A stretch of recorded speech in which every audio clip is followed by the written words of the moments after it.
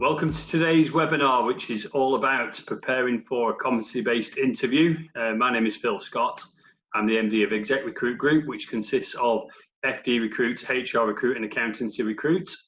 I'm joined today by our expert speaker, who is Chris Reynolds, who is somewhat a specialist in the world of CBI, as it is known, competency-based interviewing. I've known Chris for over probably about 10 years now. We've done quite a lot of training together face-to-face. This is the first online version in the world that we live in. Just to run through the running order with you, we've got some preset questions that I'll be running through with Chris, who's going to impair his knowledge. And then for anyone that does want to ask any questions, at the bottom of the screen there, you've got a chat box facility. So if you put any questions in the chat box, and we'll start to look at those towards the end. So over to you, Chris. I just want to ask first and foremost, like I said before, we've done a lot of face-to-face sessions. This is the first online session. Obviously, COVID-19 brings us to that. So just talk to me about you and what's life like for you at the minute? Honestly, slobbish, idle, shiftless, listless, basically. Quite enjoyed the enforced idleness, to be honest, Phil. Work-wise, very quiet, obviously. My work, as you know, is very much one-to-one or one-to-many. But that's all had to change. So thank God for Zoom and Skype and FaceTime. But yeah, all good, thank you. Good. And obviously, CBI, it's not something I think that you go to university to get a degree in and study. So to just tell me then, how did you get into interviewing and becoming a sort of specialist in competency-based interviewing? Okay, a bit of a blast from the past, really. But I've been involved in recruitment, in one way or another, as you know, since the early 90s, and that's the 1990s, as my daughter clarified with me earlier on.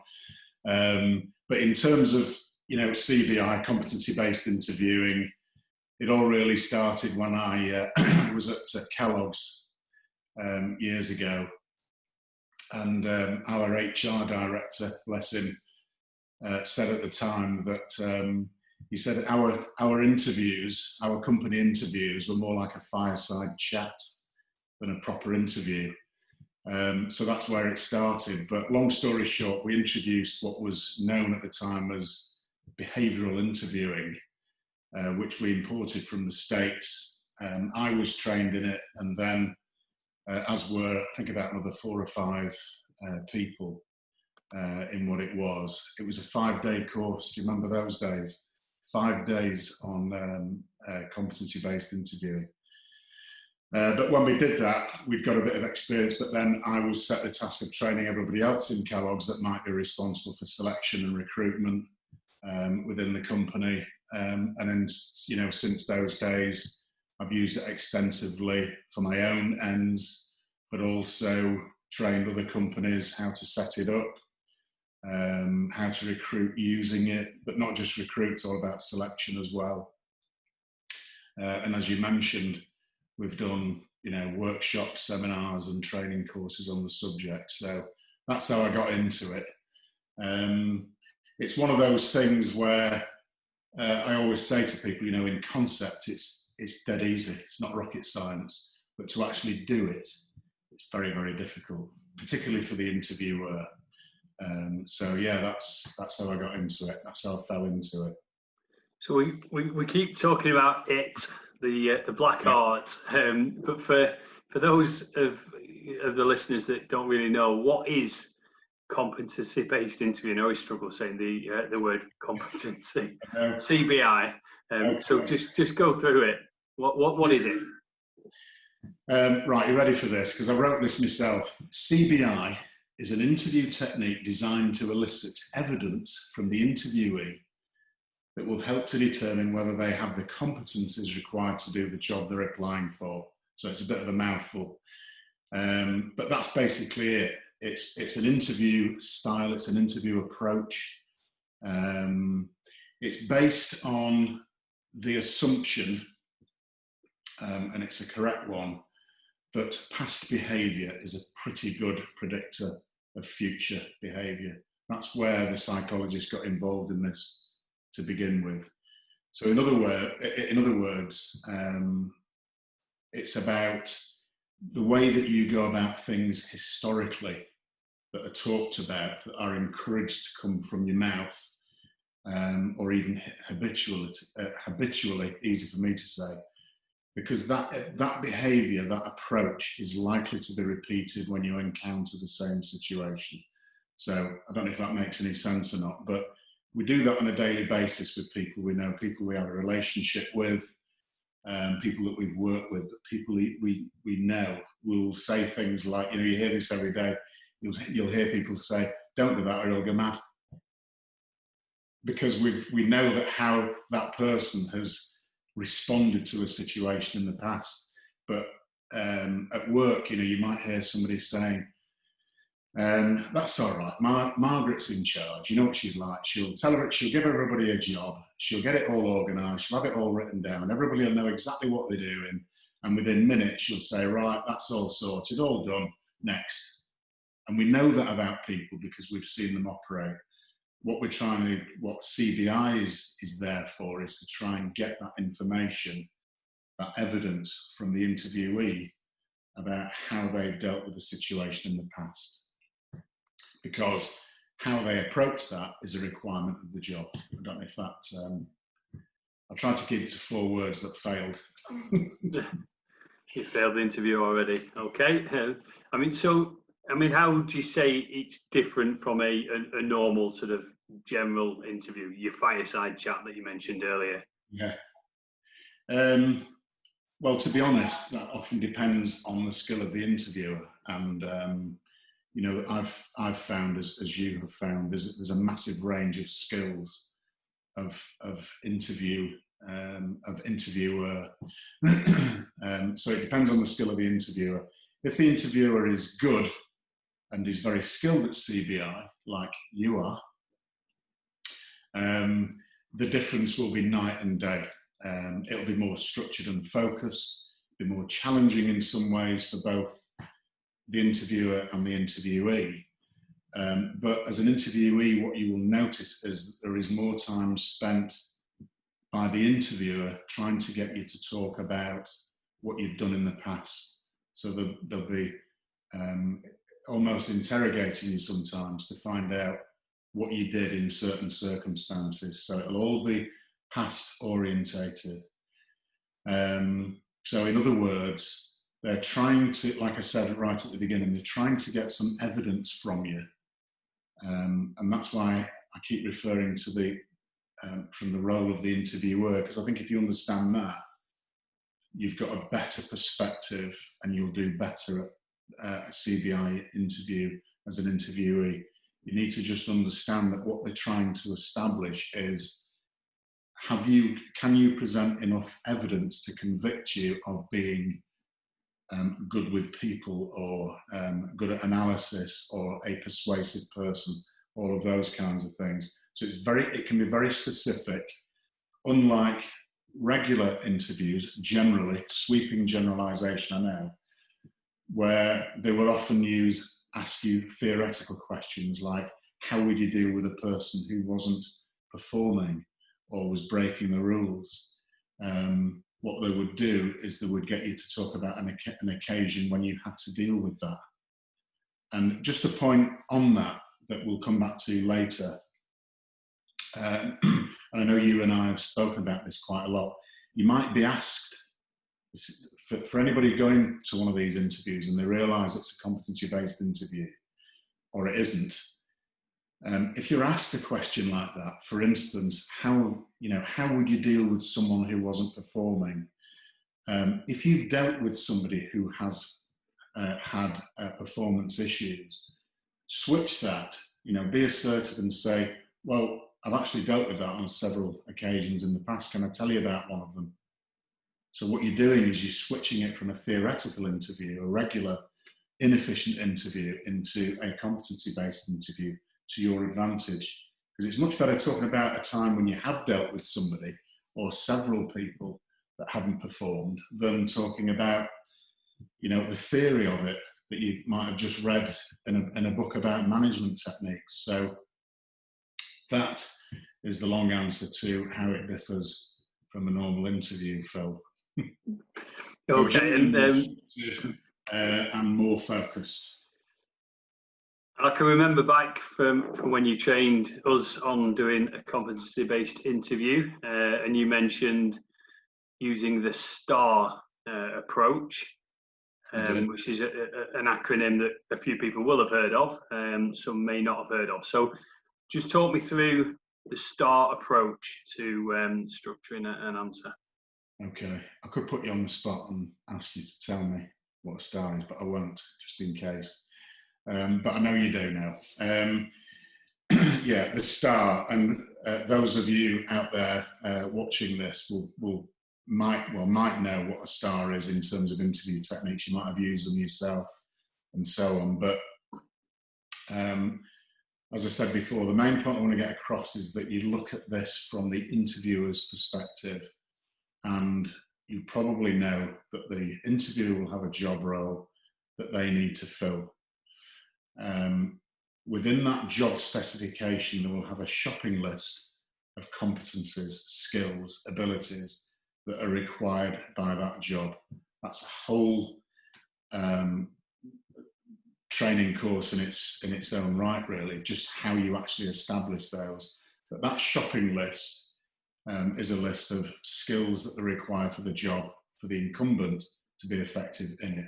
There's hundreds of them. Phil's seen, you know, a book of about that thick, full of examples of these things, but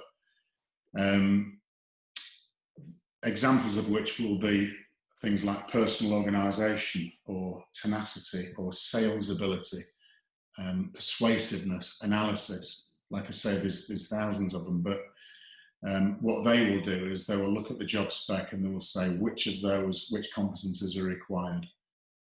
That then leads to the job description. What they are then encouraged to do is to look for stars that will prove that they've got those competencies. Stars are a collection of 4 things that act as a guide. The S is for situation, T is for task, A is for action, and R is result. And just briefly on that, the situation is where you would be asked to explain the picture, to describe the event, to give it some context. So in other words, the situation I was in was, or I was day one of a job, or I had this person who wasn't performing, or we had a customer on the phone who was complaining, that kind of stuff. The task, you just describe what it was that you're working on at the time. The action is where you tell them what you did, how you went about it, and what steps you took. And I will talk a bit more about that in a second. And the result is where you explain how it all ended up. In other words, what happened in the end.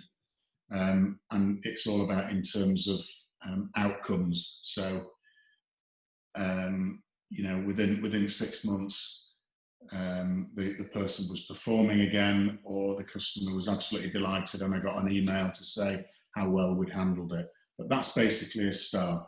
That's what the interviewer is looking for, and they are known as, just to give you a bit of the science behind it, as behavioural examples.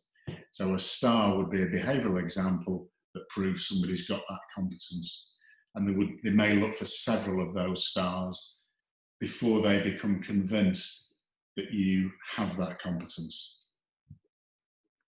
Okay, so we'll in a bit we'll look at some examples, but before we do, if someone has got an interview coming up, and how would you then best prepare, thinking, right, let's think of STAR and let's think of the interview? What advice would you give to someone? Okay. First thing I'd say is put yourself in the shoes of the interviewer. Think about what they would be looking for. So first thing to do, the obvious stuff, is you read through the job spec in more depth than you've ever read through a job spec ever before. Try to determine, and some job specs are better than others, but try to determine which skills they're looking for, what competencies they're likely to be requiring in that job, because they probably won't mention that stuff in the job specification. They might talk about skills or past experiences and so on. And this is where I can sometimes help people out, where they will say, have you read this? You know, what do you think they're looking for? And it is a guess, because you don't know.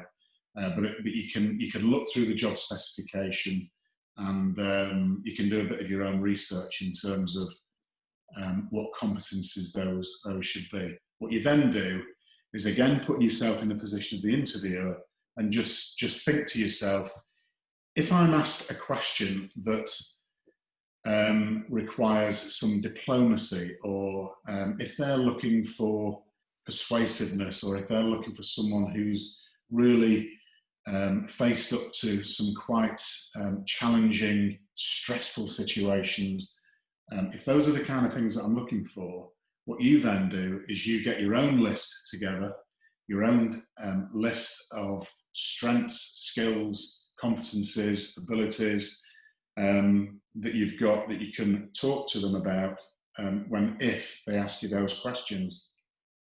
And if they don't ask you those questions, you take the opportunity to tell them anyway. You take the responsibility for making sure they've got that evidence. And then you think, right, he's going to ask me about situation, task, action, result. Form those stars yourself. Do the preparation, do the homework. I'm not saying it's easy, because some job specs are a little bit vague, but that's your task really. So that when you go into that interview, you are not as bowled over by any questions that say, and this is literally where they will say, they will come back to you and they'll say, how did you go about that? What led you to do those things? Why did you approach it in that way? Take me through it. And they may ask you questions like, take me through it step by step. If you've done that research, if you've done that homework, you're in a far better position to be able to come back with solid, sound information that will make their life easier, because you're giving them the stars. You wouldn't trot it out, just to be clear about this. You wouldn't say, let me give you a star on that, just in case anybody thinks that. But you would say, can I give you an example? Or can I tell you about a time when I actually dealt with that, or when I was under tremendous amount of pressure? It's offering that information that will tick all the boxes, fill all of those gaps, and make the job easier for them to choose you, because you've got the right skills and abilities. So you mentioned giving them a particular example, and I know we've spoke about in the past. On listening in today, we've got people that are either within HR or within finance, usually the sort of heads of departments, the viewers. So have you got any examples, or is there anything you want to say before going into an example? Have you got any examples for the listeners? I mean, I could bore the universe for a couple of weeks on stuff like that, but I'll avoid doing that. But I think the main thing for me, and you might have something to say about this as well, I think from an interviewer's point of view, you do need to know the situation, because the situation is all about the context, the situation or the task. The result is often very important, because that shows that the action that you took was appropriate. What people do skim on quite a bit is the action that they took. So in other words, what they actually did. They tend not to go into a lot of detail. It might be sufficient, but it's just something to be aware of. So there was one guy actually that I've dealt with recently that springs to mind. I was working with him. He's an FD, or was an FD, and looking for a career move. He wanted a career move. Sorry, I've got somebody, wouldn't you believe it, somebody knocking on the window, obviously delivering a parcel. looking for a career move, wanted a bigger role, a bit bored where he was. So he's a bright guy, knew his stuff. But again, another point on this is that, like a lot of people, wasn't particularly well versed in pitching himself, right? So quite reserved. And sometimes as an interviewer, it's almost like you've got to break the shell. You've got to open the box to see the diamond inside. And it, you know, and very often there is a diamond there. There is some classically good talents in there, but we're just not used to selling ourselves, and that, you know, that's a different subject altogether. So, as you know, Phil, we have to dig. We almost have to interrogate and probe to get those nuggets of information out. So we were going through his CV. I'll keep it as brief as possible, but you know, I've spotted something in his CV where he said something like, improved efficiencies significantly during the 3 years in my current position, which is great. But I said, you know, is that a wow factor, seriously? And he said, well, no, not really, but you know, it was hard work. So I probed him and I said, what does this mean? You know, what are you going about here? And he said, well, in the job I was initially brought in as an interim. The task was to look for overspending company-wide, look at efficiencies, cost cutting, all that sort of stuff. And the important point was that he said that the company was profitable, possibly complacent as a result, but stagnant. So usual situation, but there you go. There was the background, the situation or the task in terms of the start. So I probed more and I said, okay, and he said, well, after doing the usual strategic analysis, went off on this thing. The short time I thought I had, he said, I managed to reduce costs in distribution. They weren't utilising their Dublin. They had this operation in Ireland. They weren't looking at it very efficiently, weren't operating it very efficiently. It was basically just a warehouse. Again, I had to probe in. And the reason I'm emphasising this is because it's hard work if you're an interviewer.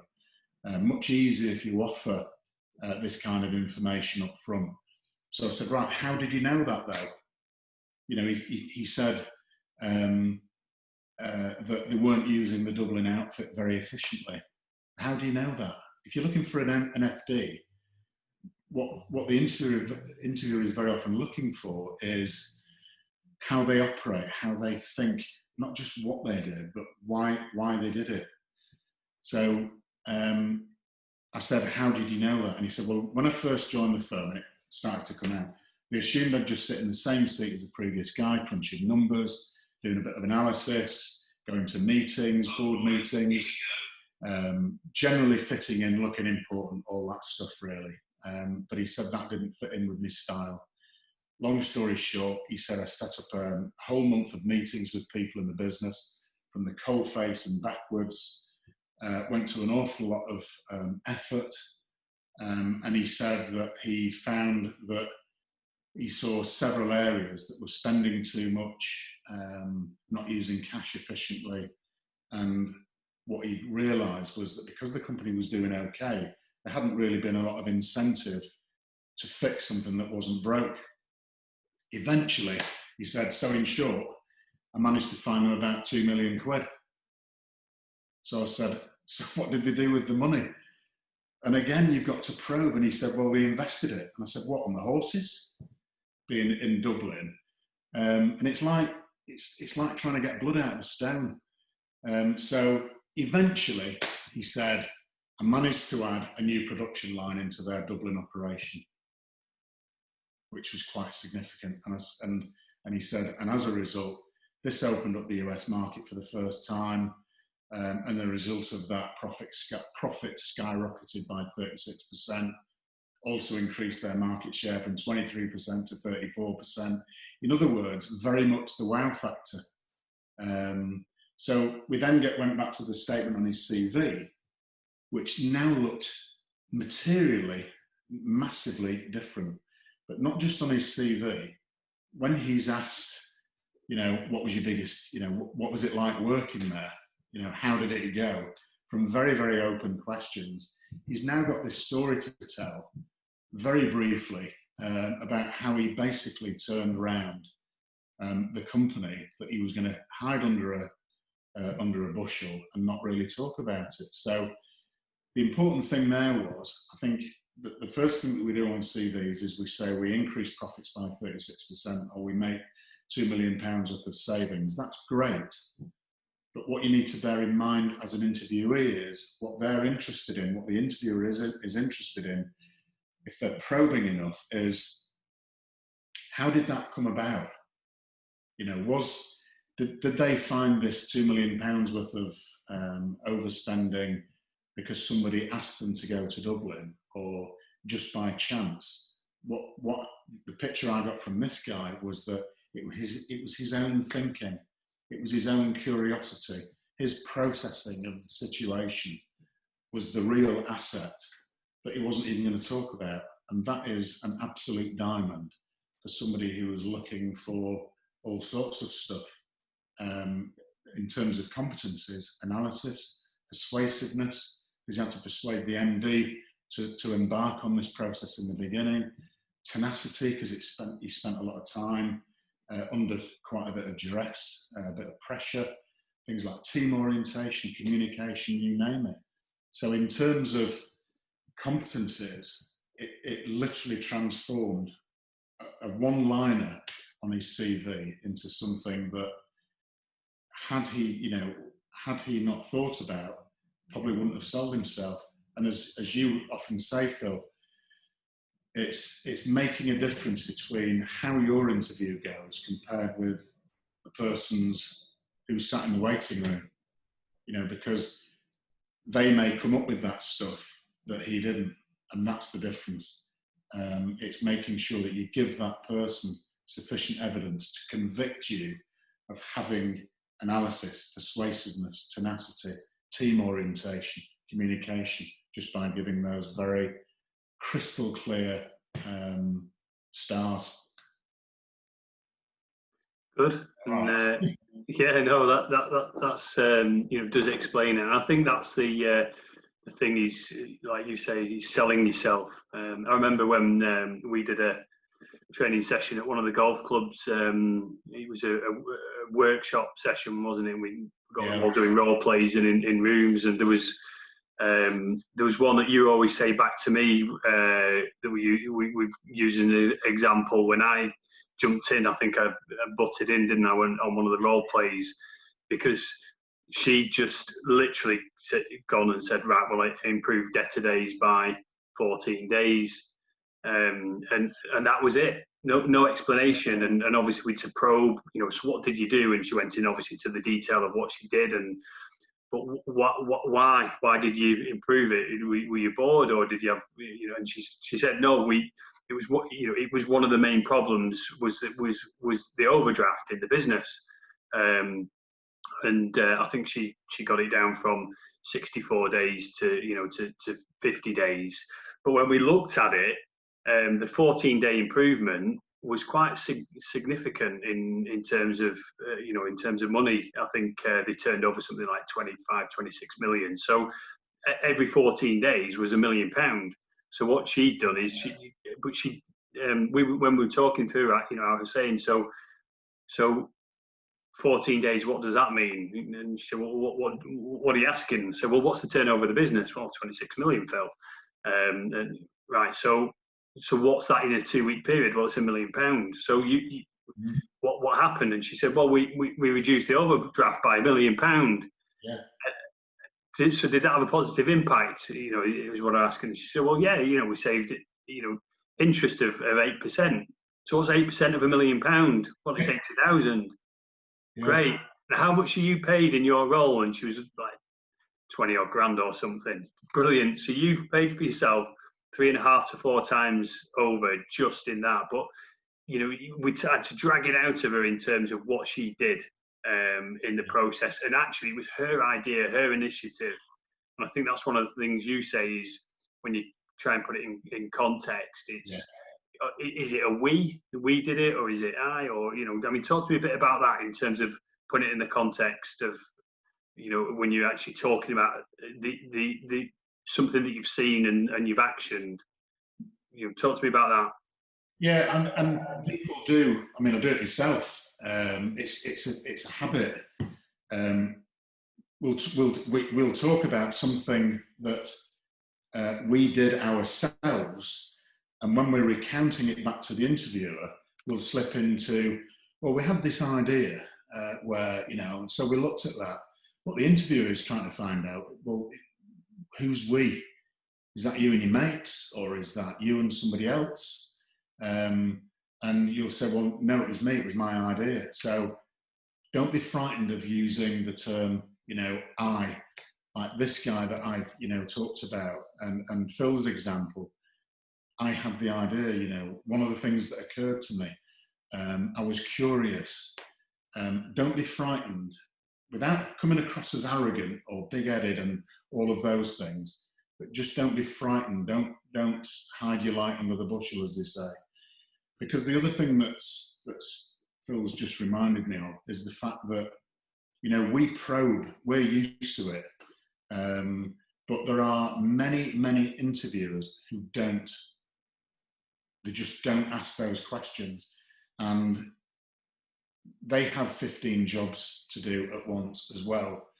And with all the best wills in the world, they get tired, they get bored, they get distracted, they get all sorts of things, Halfway through the interview, somebody might knock on your window because they're delivering something from Amazon.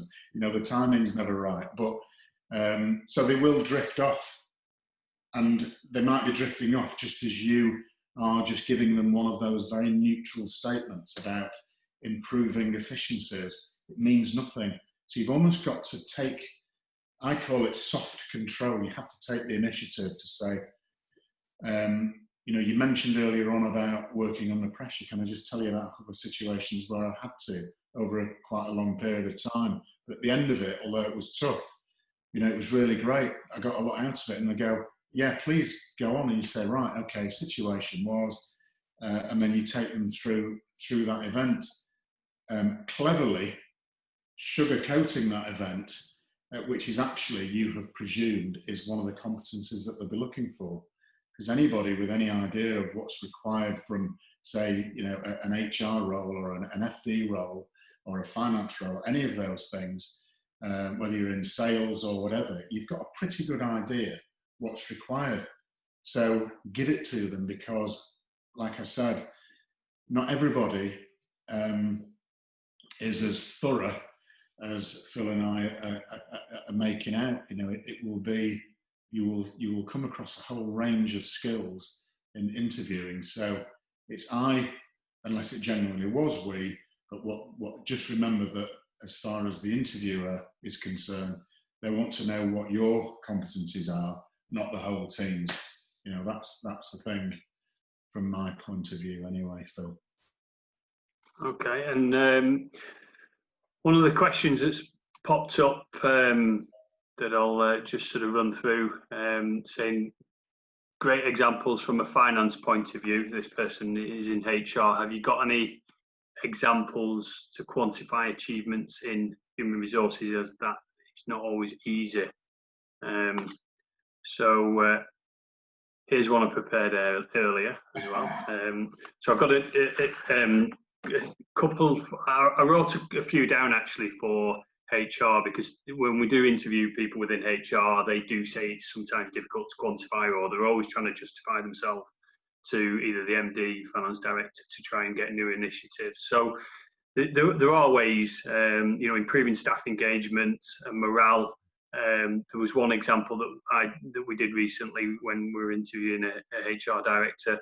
They took on the project to improve engagement. It increased by 15%. And when we probed, so what did that mean? What happened to the business? As a result, headcount didn't increase, but productivity in the business did increase. The turnover grew by 25%, from 16 million to 20 million on the same headcount. And profit grew by 70%, from 1 million to 1.7 million. And a lot of this was down to increased productivity and staff engagement, and obviously the actions bit that they took was pretty detailed. But there's lots of other examples. It could be implementing processes that save solicitors' fees. The good one, I mean, you've really got to look for statistics. I was looking yesterday on the ACAS website, and they say that staff turnover costs on average £30,000 per employee. So if you can help in that area, then just reducing attrition by 10 staff per year, that's 300,000. So it's trying to put this in context, reducing claims, anything. There's it's just trying to sort of think, and you sort of say it in your training, Chris, don't you? Sort of times, dates, and serial numbers. You call it. Go on, explain that one. Well, it's just making sure that you come up with facts and figures, just as you would in any other situation where you are presenting the case for. Think about how compelling your argument is. In some, the opposite, I suppose, is where people. Where interviewers ask for your opinions about stuff, or things are very theoretical. What you're doing, what you're adding as the interviewee, is something that's tangible, something that's material, so everything can be quantified. Certainly initially, approach it from the names, dates, and serial numbers. In other words, lots of evidence that supports your case, constantly elaborating on that. Not to death, but you just make a point, you back it up, rather than saying, I'm really good with numbers. You wouldn't say that. You would come up with, I've got an O level in this, or I'm qualified in that, or I managed to reduce, cost saving by, just by doing some number crunching. You add some of those examples. So it's all about making sure that your evidence is materially sound, that it's got some tangibility to it. On the HR thing, for instance, it is probably a little bit more difficult, but one of the things that my HR director way back when, he'd done some maths about how, and I can't remember, and I wish I could, but he'd done some maths about how much it costs to actually take somebody on from start to finish, and it was in the millions. In terms of advertising, recruitment, using outside resources, the amount of management time it took, just the materials, because Kellogg's always used to send out beautiful stuff. Everything was a Rolls-Royce job, all of that kind of stuff, right from training through to company benefits, right up to pensions and all the rest of it. And it was in the millions just for one person. And he said, each time we get it wrong, it's costing us an absolute fortune. And I think we're a bit more aware of it now. I think we're more widely aware of it. But the quantification for the HR department doing it was all about making sure that the whole recruitment process was that much more efficient and effective, because it does have an impact on the bottom line. And with in Kellogg's and with lots of other firms, it's, this sounds like a great idea, but how will it have an impact on the profits? And if it doesn't, go back and do your homework. So there's all of that. How did it? For introducing competency-based interviewing, for instance, there will be a return on investment for that. And if it was your idea to do so, or to implement other things, again, this is focused on our HR audience, if it was your idea to do that, or to start doing something in terms of the whole selection and retention process that you can quantify, or even have a punt on in terms of the impact that it will have on the company, whether it's morale, motivation, job retention, and so on, then that's the kind of stuff that they will want to hear. Probably teaching you to suck eggs, but just reminded me, one of the reasons why this stuff started in the first place was I'm pretty sure, if my memory serves me correctly, it was in America where I did the initial research into behavioural interviewing, and that was the reason why they were doing it in the States, was because of the mounting, increasing legislation and litigation to do with recruitment along the lines of discrimination and prejudice. And, you know, as the guy said to me at the time, you know, you can legislate for discrimination, you can't legislate for prejudice. So the whole point of it was to make the whole system as fair as possible and as professional as possible. So there's so many little offshoots of just introducing not just competency-based interviewing, but also anything that you have done in the past that will enhance the company image, which was another objective of Kellogg's doing it. So that's where your thought processes need to go. Look at your experience in terms of what you've done, what you've achieved, what your skills are.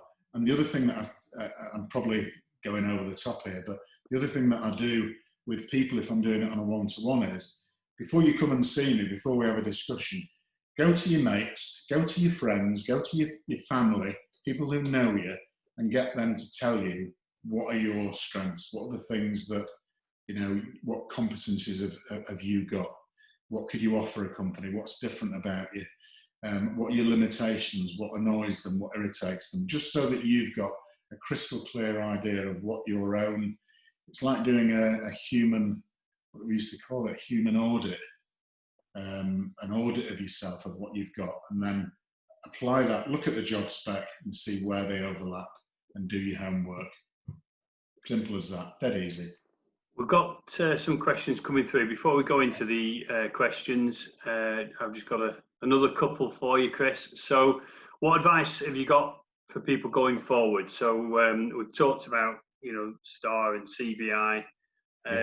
For someone who might have an interview tomorrow, next week, whatever, you know, what's your number one advice then, using you know, competency-based interview type approach? Okay, remember the STAR. Do your audit on yourself, bring other people in, because other people will talk to you about,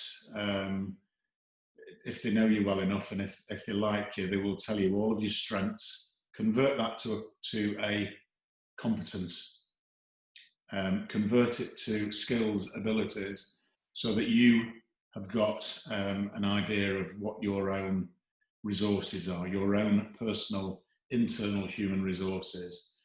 Be aware of your limitations, and have some arguments to support your strengths. So you've got some examples. Go back through your own CV. What did you do there? Why did you do it?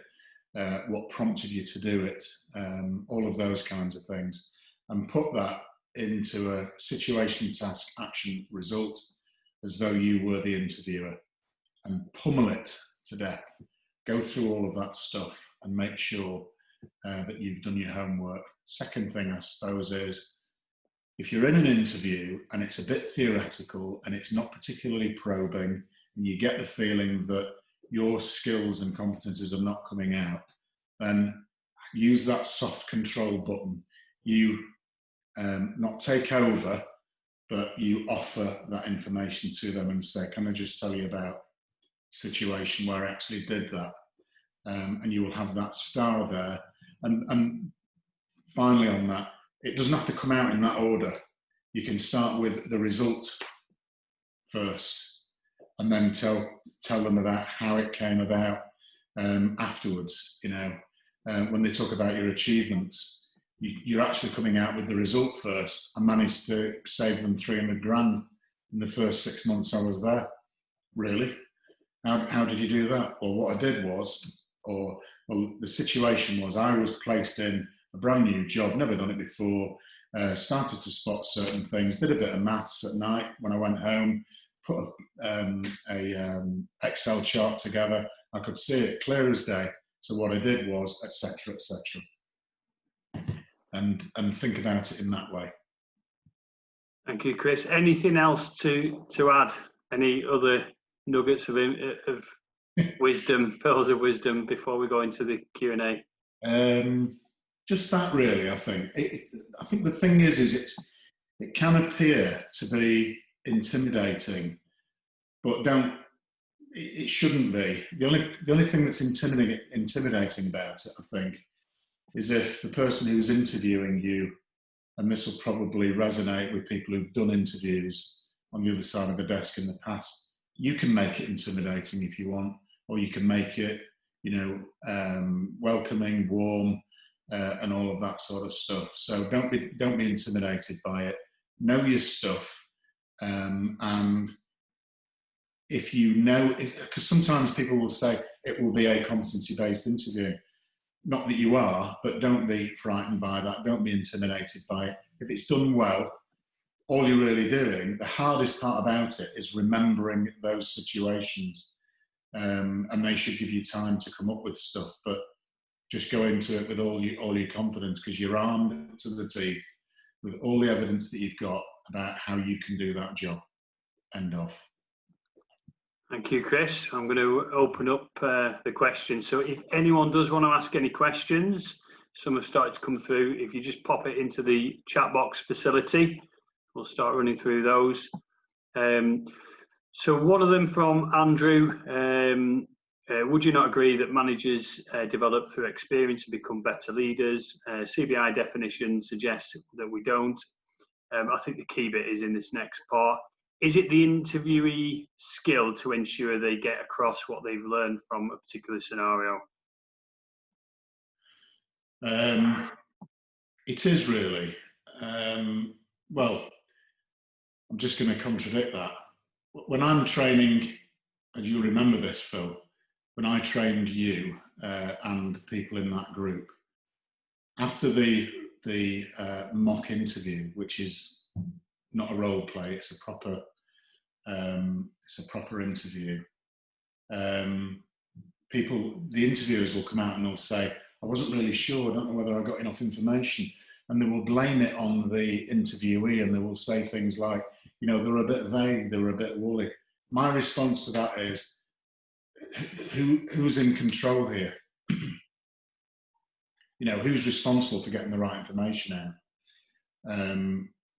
And it's their responsibility. It's the interviewer's responsibility to get the information out, to get the evidence out.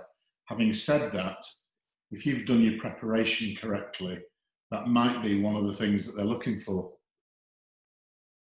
as a subset of things. It's not something I would necessarily recommend, but human nature is, I liked them because they were very well prepared, they were very good with their answers, they'd obviously done the prep, they'd done the homework. So if I've read the question correctly, yes, there is a responsibility for you to be, to have that information to hand and to give the answers correctly. But the onus, really, the responsibility is also with the interviewer, because they should prompt you and say, not really what I'm after. Could you just enlighten me a little bit more, or can you just elaborate a little bit more on what you actually did? Take me through it step by step. If they don't? And if they don't do? If they don't prompt you? Well, I suppose it's your loss in a way, but because they may just think, I've given up. But that's why another little technique is, you don't do this every time, but sometimes if you're looking at the interview and he's sort of gone glazed, you're getting those visual cues that you might not have answered the question. What do? You just say, does that answer the question? Take the initiative. It's a two-way thing. Say to them, is that the answer you were looking for? And they may go, 90%, yeah, okay. So what else can I tell you that will fill that extra 10%?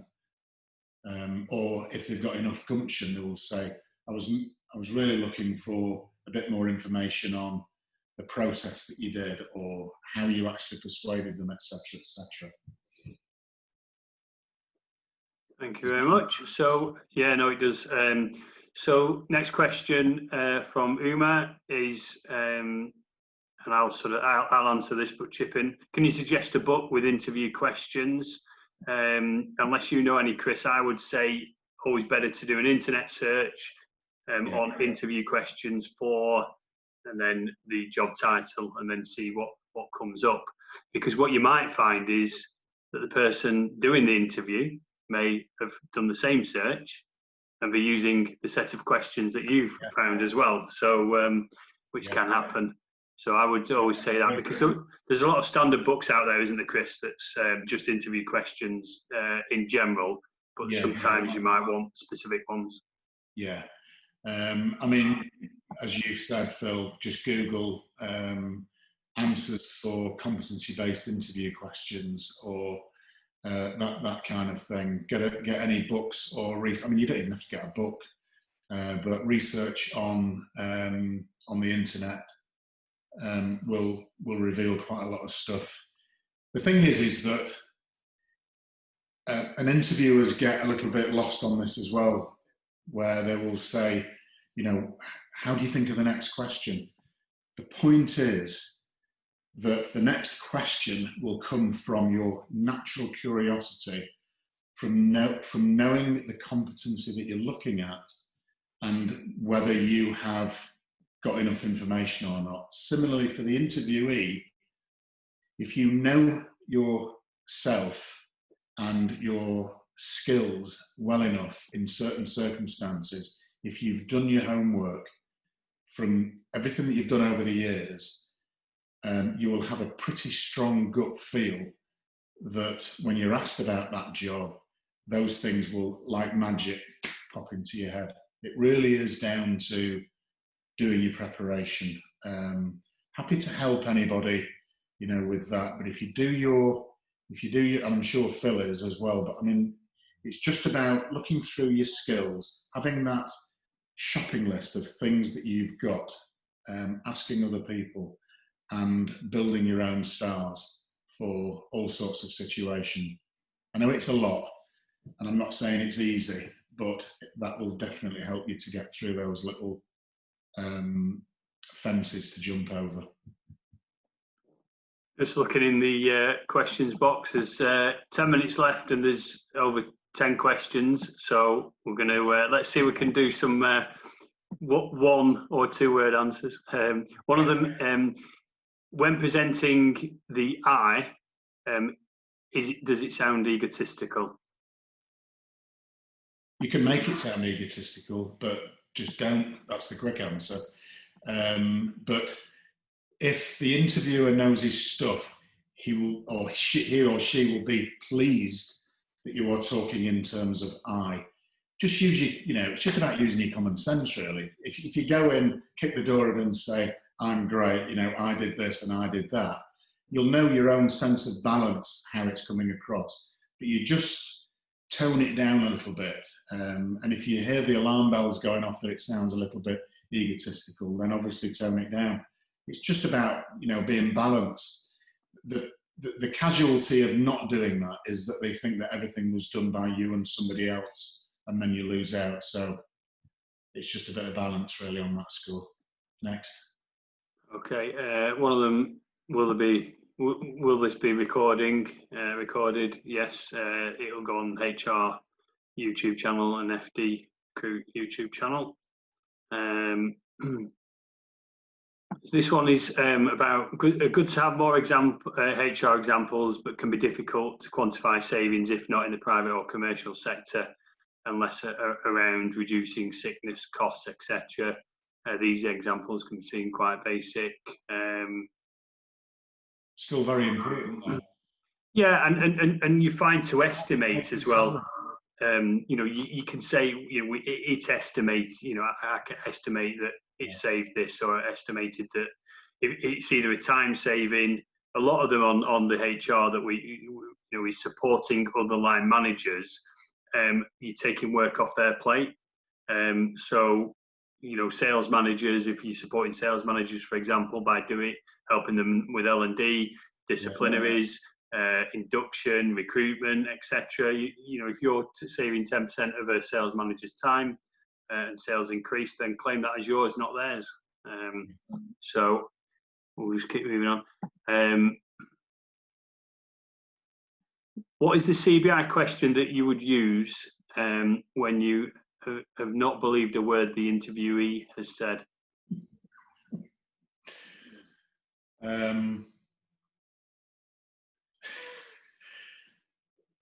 What time is your train home? Okay. A tough one, that, isn't it? Really? Yeah, that's a session in itself. We'll go on to the next one. Is it appropriate to take actual evidence to the interview, e.g., reports and spreadsheets? Yeah. Yeah, and but get them out if it's you know, if it's not going to go over the interviewer's head. Absolutely. I've seen it be a major success and a major failure. So you've got to really feel your way through that. You know, when I've had feedback where they were either, you know, bored silly, or they were actually they showed me this spreadsheet and it was the best thing I've ever seen in my life. So you've just got to feel your way through that. But if you've got them there, you can get them out. Yeah. You choose your moment. You know, accordingly, whether it's appropriate. You know, they may say you've not got that with you, and you go, funnily enough, I have actually. But you wouldn't go in and do like a show and tell like you would at school and set it all out on the desk. That's probably a bit OTT, but in principle, yeah, absolutely, why not? Okay, well, we got the next one. How long would you expect an FD CFO competency-based answer to last? Depends on the question, really. I mean, it really does depend on the question. Is there a maximum? It's very difficult to say, isn't it? You know, it's to the point, crystal clear.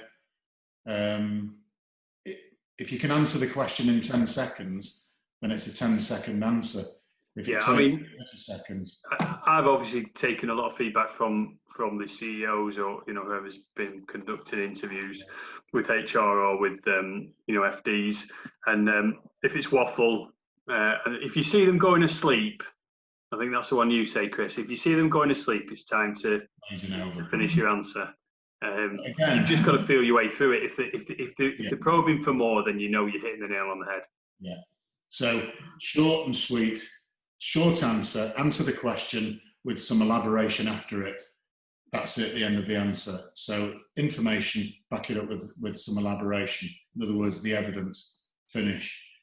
If it's their responsibility to say, could you just give me a bit more? Or it's their responsibility to say, or to cut in and say, can I just move you, excuse me, can I just move you on a second because we're running out of time, or whatever it is. But talking of cutting in, I'm going to go on to the next question. Okay. Is there a fine line between the interviewer leading the interview and the interviewee taking control? How do you best to do that in the right way? Yeah, it's more than a fine line. It's a very broad line. That's why I say soft control. Use your initiative. Read the room, I think, is the phrase at the moment. You're not taking over. You're not doing it, because that can be quite offensive. It's more about taking the initiative and giving them the information that you want them to have, but without forcing your hand. It's a bit of common sense, really. But most interviewers will appreciate the fact that you have thought it through and they're getting a little bit more information that's useful to save them time. But yeah, it's not about muscling in and taking over. Similar point there. I found that being well prepared using the STAR approach can be overwhelming for the interviewer, and you get a blank look. Maybe you've said too much. So I think that's which is covered there, isn't it, really? How can you enhance your CV to incorporate STAR, as there's limited space on a CV? Well, there is, yeah. I think as far as the CV is concerned, you just keep it nice and brief. And again, as somebody once described it to me, your CV is a sales document. It's there to get you into the door. And I know Phil's got, similar views on that. But if it's too long, people don't read it. It's about headline news on there. So a point about what your responsibilities were and where you've made savings, what the headline news is. If you put too much in it, I certainly wouldn't start organising your CV in the same format as STAR, because it's not an interview. Stars are for the interview. CVs are a different thing. However, there is a link, obviously, between the two. When we talk about preparation, you're thinking in terms of how do I translate the information on the CV to a STAR interview, but I wouldn't do it the other way around. Someone said, what is the YouTube channel again? So if you just type into YouTube either FD Recruit or HR Recruit, they are two separate YouTube channels, but we'll be putting the video on both of those.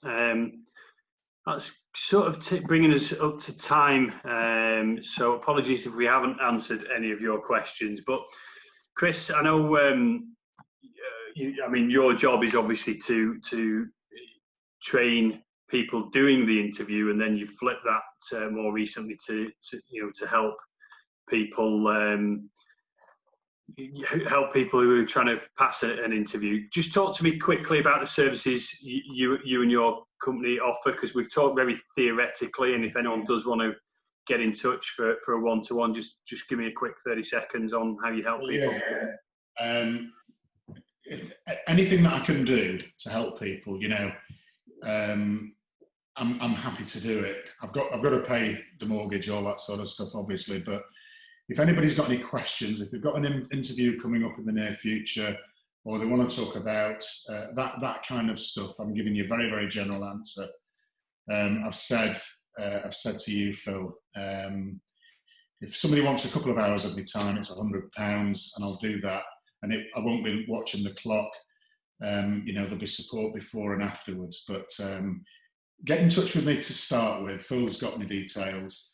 If you want any help in any way, give me a shout, and we'll see what we can do. But I'm out there. I'm happy to. Apart from growing my hair and cutting the lawns and all that sort of stuff, I've got a bit of time on my hands at the moment. So give us a shout. And when you say sort of 2 hours, I think you said to me the sorts of thing you're doing is CV reviewing and mock interviews to help them structure their answers. Where it tends to go is people will say, there's my CV, what do you think? Or other people have said, I've had a bit of feedback from an interview recently. Could we go through a mock interview over Skype or Zoom and give me some feedback? So that's very, very useful, because it's safe danger. You can go through some interview questions, not in the real life stressful situation, and I can give some feedback in that area. Or it may be just be, take me through the competencies, looking at my CV, what do you think is in there? So anything, whatever. And that's on top of your normal stuff where you help companies and interviewers as well structure the CBI interview. So good stuff. Thank you very much for that. I will be putting this up on the internet. I'd like to say a massive thank you for everyone tuning in. A big thank you to Chris Reynolds for giving us a lift with this presentation, and I'll put a post on the internet. I'll tag Chris in so that anyone on LinkedIn will see Chris's details, and we'll also put it up on YouTube with your details, Chris. So thanks everyone for tuning in. With that in mind, I'd like to formally bring the session to a close. Thanks, guys. Thanks, Phil. Cheers, Chris.